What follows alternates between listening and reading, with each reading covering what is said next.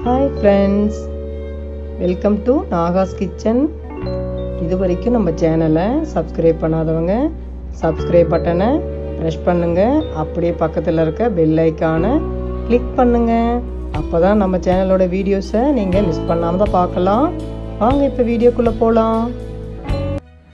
Hi friends, இன்றைக்கி நம்ம mutton leg piece வச்சுட்டு நம்ம ரோஸ்ட் பார்க்க போகிறோம். Mutton Ron roast recipe. வாங்க ஃபஸ்ட்டு மட்டனை நான் கட் பண்ணி காமிக்கிறேன். இதை நம்ம கத்தியை வச்சு நல்லா பொறுமையாக இந்த மாதிரி ஸ்லிட் பண்ணிக்கோங்க. அப்போ தான் மட்டன் ரான் நல்லா வேகும். இதுக்கு தேவையான மசாலா ஐட்டம்ஸை நான் இப்போ உங்களுக்கு காமிக்கிறேன். என்னென்ன இன்க்ரீடியன்ஸ் நம்ம யூஸ் பண்ணுவோங்கிறத காமிக்கிறேன். ஸோ இது 3 ப்ராசஸாக நம்ம பண்ண போகிறோம். இதுக்கு ஃபஸ்ட்டு ஃபாயில் பேப்பர் ரொம்ப முக்கியம். அதுக்கப்புறம் பார்த்திங்கன்னா 1.5 கப்பு தயிர், chilli flakes, oregano, rosemary, parsley, garlic ஒரு 15-20, லெமன் 2, தனி மிளகாய் தூள் நமக்கு தேவையான அளவு. அதுக்கப்புறம் பார்த்திங்கன்னா கறி மசால் தூள், ஜீரகத்தூள், கொத்தமல்லி தூள், இது இல்லாமல் பச்சை மிளகா ஒரு 10, வெங்காயம் 1, காஞ்ச மிளகாய் ஒரு 6-7, அதுக்கப்புறம் வினிகர். இதெல்லாம் தான் ஃப்ரெண்ட்ஸ் நமக்கு தேவையான பொருட்கள். வாங்க இப்போ எப்படி பண்ணுறதுன்னு காமிக்கிறேன். முதல்ல பார்த்திங்கன்னா நம்ம லெமன் அண்ட் கார்லிக் வச்சு ஃபஸ்ட்டு ஒன்று ரெடி பண்ண போகிறோம். அதுதான் ஃபஸ்ட்டு கோட்டிங் நமக்கு மட்டனுக்கு. சீட்ஸை நீங்கள் ஃபுல்லாக ரிமூவ் பண்ணிவிட்டு நீங்கள் ஜூஸ் எடுத்தாலும் சரி, இல்லை ஜூஸ் எடுத்துகிட்டு அப்புறம் சீட்ஸ் ரிமூவ் பண்ணாலும் சரி. சீடு இல்லாமல் லெமன் ஜூஸை 2 லெமனோட ஜூஸையுமே நம்ம மிக்சியில் இந்த மாதிரி புழிஞ்சிக்கலாம்.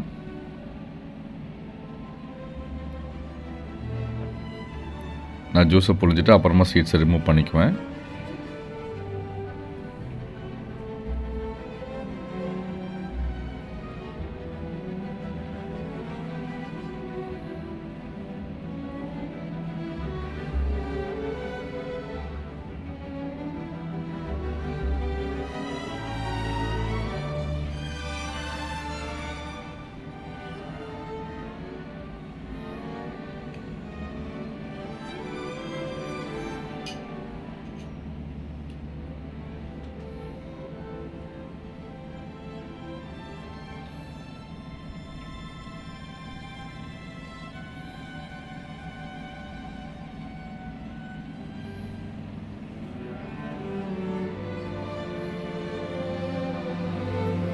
ஸோ இந்த சீட்ஸ்லாம் இப்போ ரிமூவ் பண்ணிக்கலாம்.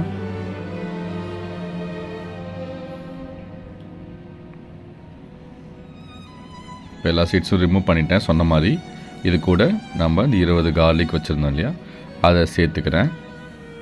இதை நம்ம பிளெண்ட் பண்ணிக்கலாம். ஸோ கார்லிக்கும் லெமனையும் நான் சொன்ன மாதிரி பிளெண்ட் பண்ணிக்கிட்டேன். ரொம்ப ஃபைனாலாம் பிளெண்ட் பண்ண அவசியம் இல்லை, லைட்டாக பிளெண்ட் பண்ணால் கூடவே போதும். இதுதான் நம்ம ரான் மேலே கொடுக்க போகிற ஃபஸ்ட்டு கோட்டிங். ஸோ ஸ்லிட் பண்ணி வச்சுருக்க ரானை நான் ஃபாயில் பேப்பரில் எடுத்து இந்த மாதிரி அழகாக ப்ளேஸ் பண்ணிட்டேன். ஏன்னா நம்ம கோட்டிங்லாம் முடிச்சுட்டு கடைசியாக ரேப் பண்ண போகிறோம். அதனால் ஃபஸ்ட்டு ஃபாயில் பேப்பரை விரித்து வச்சுட்டு அது மேலே ரானை ப்ளேஸ் பண்ணிவிட்டு ஸ்ட்ரெயிட்டாக அதுக்கப்புறமா மேரினேஷனுக்கான தேவையான திங்ஸ் எல்லாம் நம்ம பண்ணலாம்.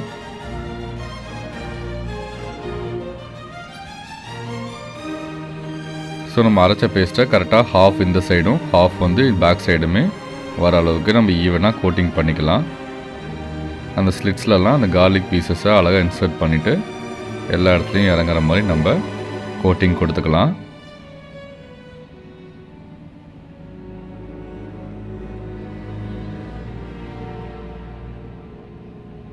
நான் சொன்ன மாதிரி இந்த பக்கம் முடிச்சுட்டு ரானை திருப்பிட்டு அந்த சைடுமே நம்ம இந்த பேஸ்ட்டை கோட்டிங் கொடுத்துக்கலாம்.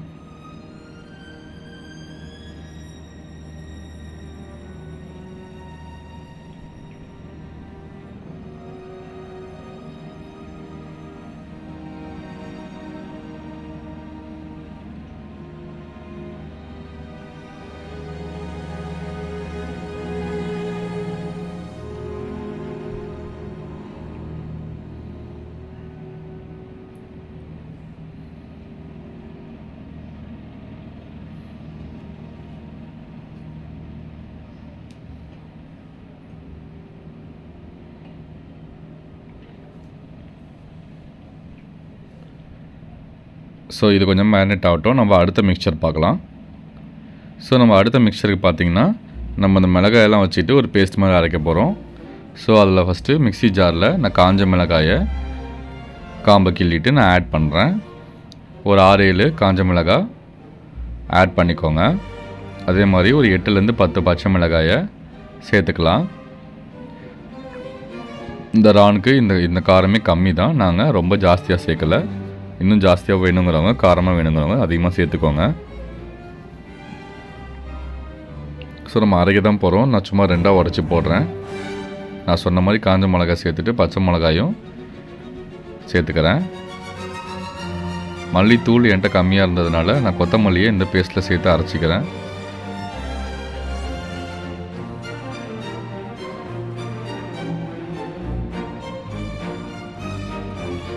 ஸோ இது கூட நம்ம இப்போ வினிகரை ஆட் பண்ணணும். அதுக்கு முன்னாடி ஆனியன் வச்சுருந்தோம் இல்லையா, அதையும் கட் பண்ணி ஆட் பண்ணுறேன். சும்மா 4 பீஸாக கட் பண்ணிட்டேன், ஏன்னா எப்படியும் நம்ம அரைக்க போகிறோம். இப்போ வினிகரை நம்ம 4 டேபிள் ஸ்பூன் ஆட் பண்ணணும். நான் இந்த மூடி ஒரு டேபிள் ஸ்பூன் அளவுக்கு நான் வச்சுக்கிட்டேன். 4 மூடி சேர்க்குறேன். 4 மூடி சேர்த்தாச்சு. அவ்வளோதான். இதுதான் நமக்கு 2வது மிக்சர். பக்கத்தில் ரான் ஆல்ரெடி அந்த லெமன் கார்லிக்கில் ஊறிட்டுருக்கு.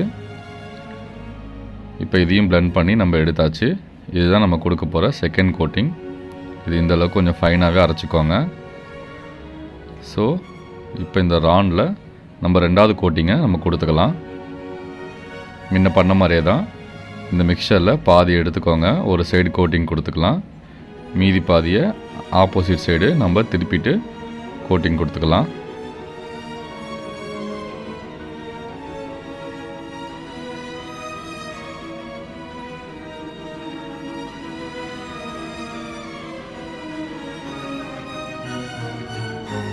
எல்லா ஸ்லிட்ஸ்லேயும் கரெக்டாக போகிற அளவுக்கு விரலை வச்சு ஈவனாக கொடுங்க. எங்கேயும் மிஸ் ஆகிடாமல் பார்த்துக்கோங்க. அப்போ தான் எல்லா இடத்துலையும் நமக்கு உப்பு காரம் கரெக்டாக ஆட் ஆகி நமக்கு டேஸ்ட்டு சூப்பராக இருக்கும்.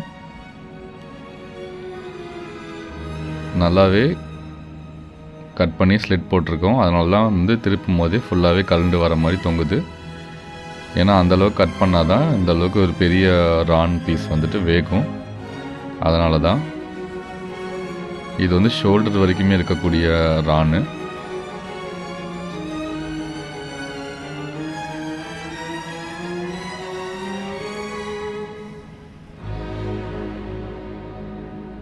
ஸோ நான் சொன்ன மாதிரி அந்த பக்கம் முடிச்சுட்டு இந்த பக்கமும் செகண்ட் ஹாஃப் மிக்சரை கொடுத்து கோட்டிங் கொடுத்தாச்சு.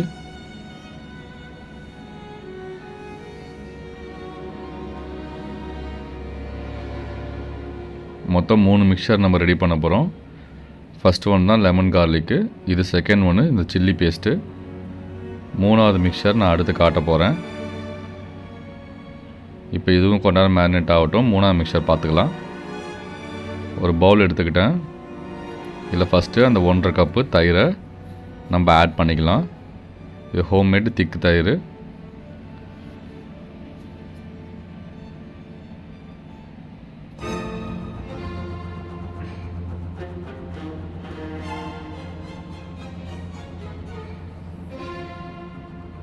ஸோ இதில் ஃபஸ்ட்டு கொத்தமல்லி தூளை நான் சேர்க்குறேன்.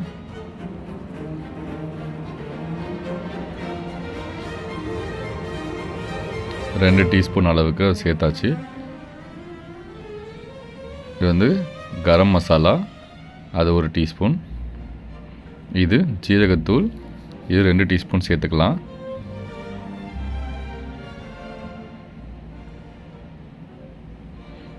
அதுக்கப்புறம் சில்லி ஃப்ளேக்ஸு 1 டேபிள் ஸ்பூன் அளவு.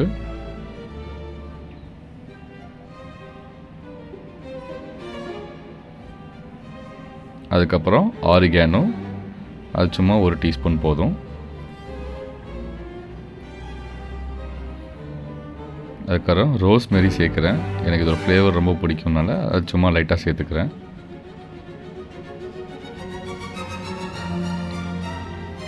Parsley 1 teaspoon.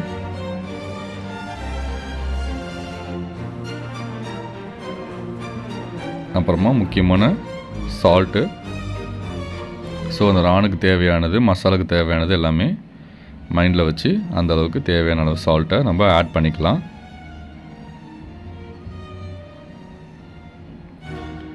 அதுக்கப்புறம் தனி மிளகாய் தூள், அதுவும் 1 டீஸ்பூன் அளவு இதில் சேர்க்குறேன். நிறைய பேர் கலரிங்காக ஃபுட் கலர் ஆட் பண்ணுவாங்க. அது ஆப்ஷனல் தான், வேணுங்கிறவங்க ஆட் பண்ணிக்கோங்க. நாங்கள் அதெல்லாம் யூஸ் பண்ணுறதில்ல. ஸோ இப்போ நம்ம இதை பிளெண்ட் பண்ணிக்கலாம். சும்மா ஒரு விஸ்க் வச்சுட்டு நம்மளே பிளெண்ட் பண்ணிக்கலாம்.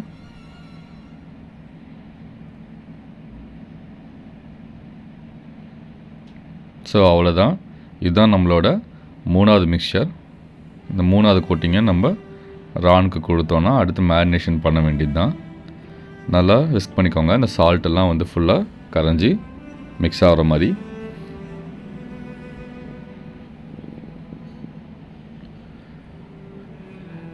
இப்போ வாங்க நம்ம கோட்டிங் கொடுத்துக்கலாம். ஸோ அதில் வந்து ரானில் நிறையா தண்ணி விட்டுருந்தது. அது எல்லாமே நல்லா டிஷ்யூ பேப்பர் வச்சு நம்ம டச் பண்ணி எடுத்தாச்சு. இன்னும் நிறைய தண்ணி இருந்தது. இப்போ பாருங்கள், ஓரளவுக்கு நான் டிஷ்யூ பேப்பர் வச்சு அதை ட்ரை பண்ணிட்டேன். இப்போ வந்து நம்ம மிக்ஸ் பண்ண அந்த மசாலாவை இதில் 3வது கோட்டிங்காக நம்ம ஆட் பண்ணுறோம்.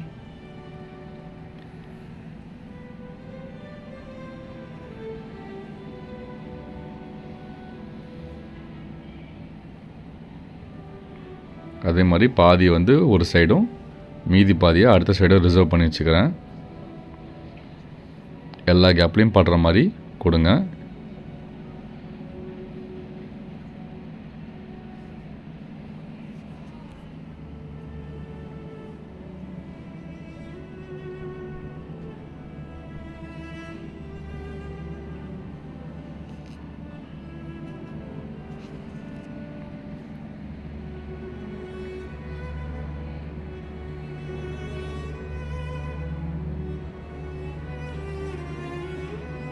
இப்போ ரானை நம்ம திருப்பிட்டு மீதி பாதி மசாலாவை அந்த ஆப்போசிட் சைடு கோட்டிங் கொடுத்துக்கலாம்.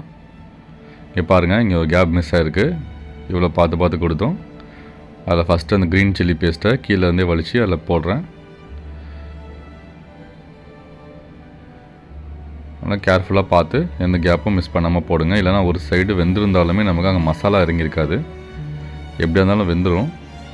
ஏன்னா நம்ம 2 hours கிட்ட பிபிக்யூவில் நம்ம குக் பண்ண போகிறோம். இப்போ அந்த மிச்சம் இருக்க மசாலா ஃபுல்லாக வலித்து இந்த சைடும் கோட்டிங் கொடுக்குறேன். இப்போ அந்த கேப்லேயும் கரெக்டாக கொடுத்துட்டேன்.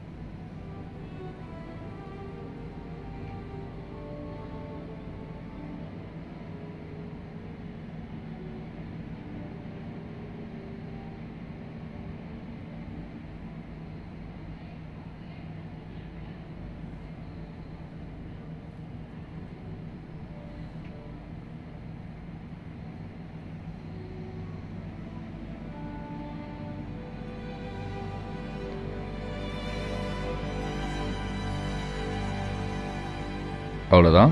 நம்ம மசாலாவை ஃபுல்லாக ரானில் கோட்டிங் கொடுத்து கம்ப்ளீட்டாக அதை கவர் பண்ணி மூடியாச்சு. நல்லா இது மசாலாவில் இனிமேட்டு மேரினேட் பண்ண வேண்டியது தான்.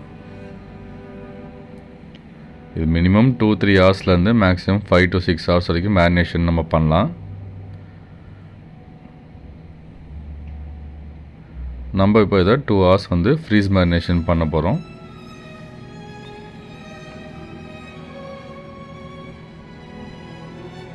முடிஞ்சால் நீங்கள் சண்டே பண்ணுற மாதிரி இருந்தால் சாட்டர்டே நைட்டு இதை பண்ணிவிட்டு மேரினேட் பண்ணுறதுக்கு விட்டுட்டு படுத்துருங்க. மார்னிங் எழுந்திங்கன்னா நீங்கள் குக் பண்ணிக்கலாம். இப்படின்னு குக்கிங் டைம் நமக்கு 2 hours. கண்டிப்பாக வந்து நமக்கு ரான் நல்லா குக் ஆகிடும். இவ்வளோ பெருசு வந்து வேகமாக நினைக்க தேவையில்லை. ஸோ இப்போ ஒரு பொட்டேட்டோவை எடுத்து அதே மசாலாவில் நான் லைட்டாக அப்படியே ஒரு கோட்டிங் மாதிரி கொடுத்துட்டு இந்த ரான் கூடயே வச்சு நம்ம இப்போ ஃபாயில் பேப்பரை ரேப் பண்ண போகிறோம்.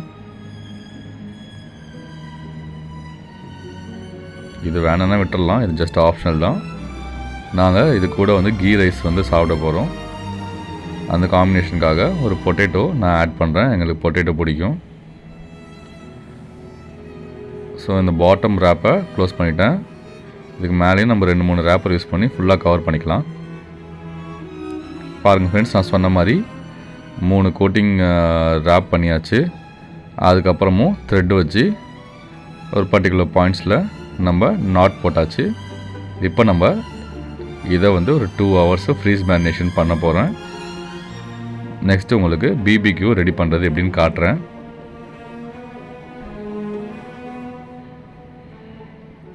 இது மேரினேட் ஆகட்டும்.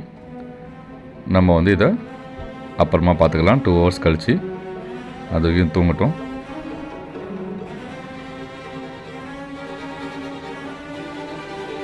ஸோ இதுதான் வந்து நம்மளோட பார்பிக்யூ பிட்டு. இது எப்படி செட் பண்ணுறதுங்கிறதையும் நான் உங்களுக்கு இதிலே கவர் பண்ணி காட்டுறேன். ஸோ இது மேலே வைக்கக்கூடிய அந்த ஒரு கிரில் இது மேலே தான் நம்ம சார்கோலை கொட்ட போகிறோம். பட் அதுக்கு முன்னாடி கீழே ஒரு ஆஷ்ட்ரே வைக்கலாம். ஏன்னா நமக்கு அந்த சார்கோல் பேர்ன் ஆகும்போது கீழே அந்த ஆஷ்லாம் வந்து ஈஸியாக கலெக்ட் ஆகிடும். நம்ம அந்த ட்ரேவை அழகாக லிஃப்ட் பண்ணி க்ளீன் பண்ணிக்கலாம். அதனால தான் அது கீழே அந்த ட்ரே மறக்காமல் அதை நம்ம வச்சிடணும். ஸோ நம்ம இதெல்லாம் போட்டோம்னா மேலே இந்த கிரில் வச்சுட்டு இது மேலே தான் ரான் வச்சு குக் பண்ண போகிறோம். ஸோ இப்போ நான் சொன்ன மாதிரி இந்த கீழே இருக்க கிரில்லில் சார்கோலை நான் அடிக்கிட்டேன்.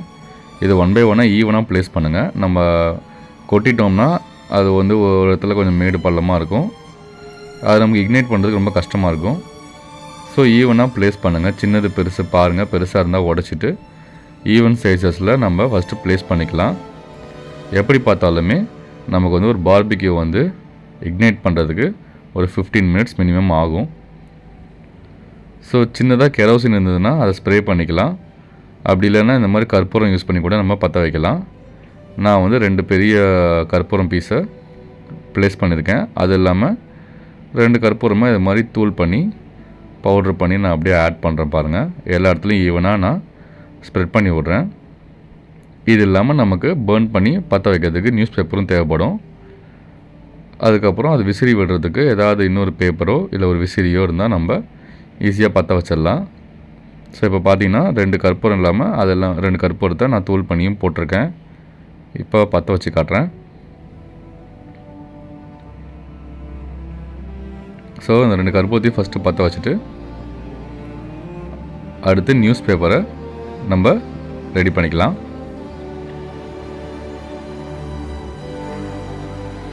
ஸோ இந்த மாதிரி நல்லா சுருட்டிட்டு அதை பற்ற வச்சுட்டேன். ஸோ இப்போ கீழே இதை இன்சர்ட் பண்ணுறேன். ஸோ நமக்கு வந்துட்டு இந்த சார்கோல் வந்து நமக்கு வந்து ஃபயர் ஆகி நமக்கு அந்த பற்றிக்கிச்சுன்னா அந்த ஒரு ஹீட் அது லாங்காக நமக்கு கொடுக்கும். அதுதான் கான்செப்ட் இதில். ஸோ அந்த சார்கோலை பற்ற வைக்கிறதுக்கு 10 to 15 minutes கண்டிப்பாக ஆகும். பேப்பரை பொறுமையாக ஆட் பண்ணுங்கள். நிறைய பேப்பரை ஆட் பண்ணிட்டா அதுவே புகஞ்சி அணைஞ்சிரும். ஸோ எப்பப்போ தேவையோ கரெக்டாக அப்பப்போ ஒரு பேப்பரை நம்ம இன்சர்ட் பண்ணிக்கலாம். ஸோ ஒரு இதை லெஃப்ட் சைடு வச்சுட்டேன், இன்னொரு இதை ரைட் சைடு விட்டுட்டேன். 2 சைடும் இப்போ எரியுது பாருங்கள். இப்போ ஒரு பேப்பர் வச்சு நான் விசிறி விட்றேன். விசிறி இருந்தாலும் பெட்டர்.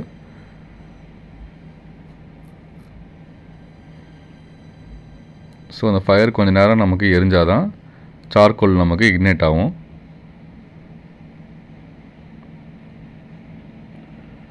இக்னைட் ஆனோடனே காட்டுறேன். ஸோ இப்போ பார்த்தீங்கன்னா ஒரு 4-5 பேப்பர் மேலே யூஸ் பண்ணிட்டேன். அது பேர்ன் ஆகி முடிஞ்சிருச்சு கீழே. பட் ஸ்டில் நமக்கு மேலே இருக்க சார்கோல் பற்றிக்கிச்சு. இந்த மாதிரி நமக்கு ரெட்டாக தெரியும், ரெட்டாக ஒயிட்டாக நமக்கு தெரியும். இது மாதிரி பற்றிக்கிச்சுனாலே நமக்கு போதும், அதுக்கு மேலே பிரச்சனை கிடையாது. நம்ம இனிமேட்டு குக் பண்ணலாம். பாருங்கள், நான் விசிறி வச்சு விசிறி காட்டுறேன்.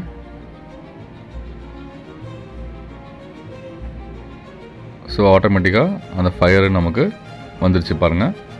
ஸோ சார்கோல்லேருந்து இப்போ நமக்கு டைரெக்டாக ஃபயர் வருது. ரான் வச்சுட்டு நம்ம குக் பண்ண ஆரம்பிச்சிட்டோம் நாங்கள். இது என்னென்னா நமக்கு குக் ஆகிடுச்சு. இது 2 ஹவர்ஸ் கிட்ட நான் குக் பண்ணியிருக்கேன். என்னென்னா 1/4 மணி நேரத்துக்கு ஒரு தடவை ஃப்ளிப் பண்ணி 2 ஹவர்ஸு நான் குக் பண்ணி எடுத்துட்டேன். ஸோ 15 மினிட்ஸ் ஃபஸ்ட்டு வச்சோன்னே ஒரு சைடு குக் ஆகணுன்னு திரும்ப அடுத்த சைடு ஃப்ளிப் பண்ணி போடுங்க. அந்த மாதிரி 15 மினிட்ஸ் ஒன்ஸு ஃப்ளிப் பண்ணிக்கோங்க. 2 ஹவர்ஸ் கிட்ட குக் பண்ணுங்கள். இதை நான் இப்போ பொறுமையாக லிஃப்ட் பண்ணி பிளேட்டில் வச்சுட்டேன். இப்போ இந்த டேபிள் கொண்டு போய் காமிக்கிறேன் ஓப்பன் பண்ணி. வாங்க. ஸோ ஒரு சைடு நமக்கு ஓப்பனே ஆகிட்டு தான் அந்த பொட்டேட்டோ தெரியுது பாருங்கள். செம சூடாக இருக்குது ஃபாயில் பேப்பர்னால. இது நீங்கள் வாழை இலையில் கூட பண்ணலாம். எதுவாக இருந்தாலுமே நமக்கு கொஞ்சம் சூடாக தான் இருக்கும். பொறுமையாக ஓப்பன் பண்ணுங்கள். செம்மையாக இருக்குது. சுட சுட எல்லாமே குக்காக இருக்குதுன்னு நினைக்கிறேன். ஸோ பொறுமையாக வந்து எடுங்க ஃபாயில் பேப்பரை. இது மாதிரி லைட்டாக கத்தி வச்சு நீங்கள் கோடு போட்டிங்கன்னா கூட கிழிஞ்சிரும். அதே மாதிரி சில டைம் ரொம்ப வெந்திருக்க இடத்துல அது மீட்டோட நமக்கு கொஞ்சம் ஃப்ளெஷ்ஷோட ஒட்டியிருக்கும். அதனால் பொறுமையாக ஃபாயில் பேப்பரை ரிமூவ் பண்ணிவிட்டு சாப்பிடுங்க. இந்த மாதிரி ஸ்பைஸியாக நம்ம எதாவது எடுத்துக்கும் போது அது கூட நம்ம சாப்பிட்றது கொஞ்சம் சட்டலாக இருக்கட்டும் தான் இன்றைக்கி நாங்கள் கீ ரைஸ் பண்ணியிருக்கோம். பிரியாணி கீ ரைஸ் கூட நம்ம சாப்பிட்லாம்.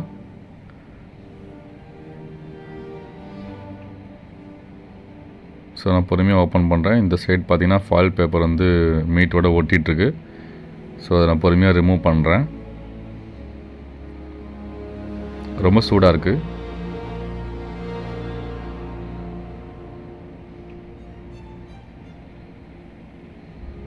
பாருங்கள், அது எடுக்கும்போது ஃபாயில் பேப்பரோடு சேர்ந்து மீட்டும் கலந்து வருது. ஸோ அதுலேருந்து நமக்கு என்ன தெரியுதுன்னா நமக்கு நல்லா மீட்டு குக் ஆகிடுச்சு.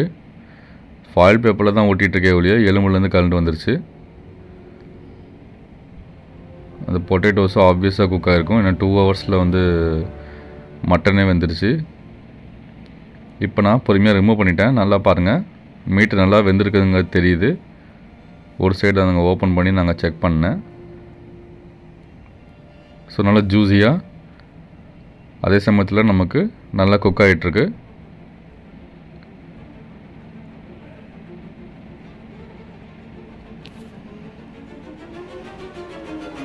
இப்போ ஃபைனலாக இது மேலே ஒரு கோட்டிங் நம்ம கொடுத்துக்கலாம். இது பார்த்திங்கன்னா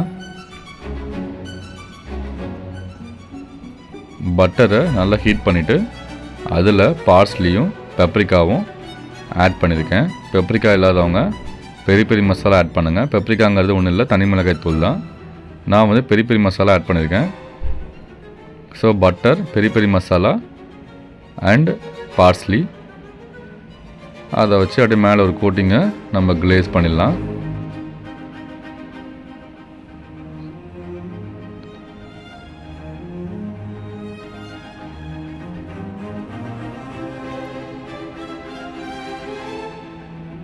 ஸோ இதை வச்சு கிளேஸ் பண்ணதுக்கப்புறம் இதுக்கு இன்னொரு லுக் வருது. சூப்பராக இருக்குது பார்க்கவே.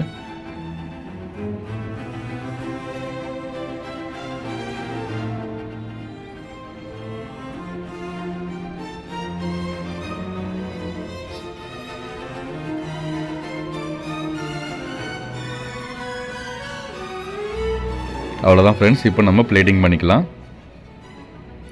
ஸோ நல்ல ஒரு வாழை இலையை சுத்தமாக கழுவிட்டு அதில் நாங்கள் செஞ்ச கீ ரைஸ் மொத்தத்தையும் கொட்டி பரப்பி விட்டுட்டு அது மேலே வலிக்காமல் இந்த ரானை படுக்க வச்சுருக்கேன்.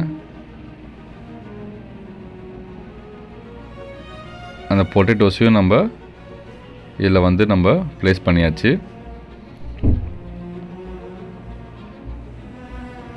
அவ்வளோதான் ஃப்ரெண்ட்ஸ், நம்மளோட ரான் ரோஸ்ட் ரெடி ஆகிடுச்சு.